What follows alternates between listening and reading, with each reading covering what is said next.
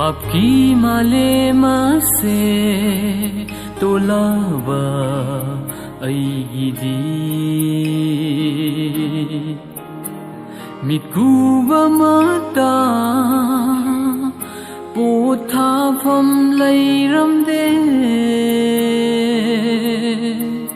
कयाम कुइना लेनखिगद्रा वाना असुम ताइबंगसिदा ख्रिस्टगी थौजलफंगदना अईगी पुंसीसे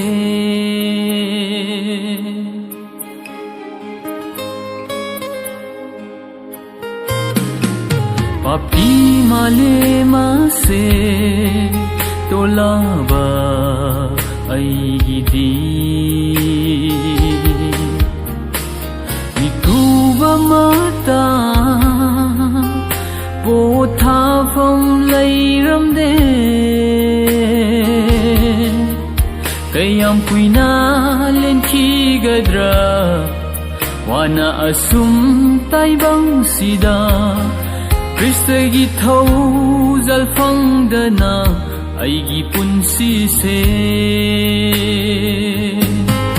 हेन्ना दुम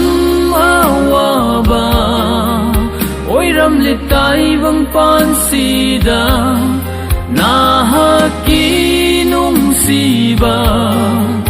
याउदबा ई पुंसी असे मिल्लु पिरांग सिंथादुना पोथाफम थिरि ताइबंगदा लैरमदरे कदाइदसु अईगी संजाफम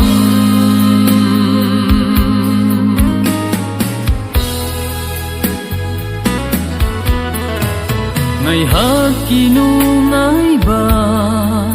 thiri ngai punsise Prabhu Jisu na lenglak pataradi kari oini aigi thawai wana asum lelamgani Kristabu bapangdana aigi punsise hena dumawaba oiramle taibang pansida nahaki nungsiba yaudaba i punsi ase milu pirang sinthaduna पोथाफम थिरि ताइबंगदा लैरमदरे कदाइदसु अईगी संजाफम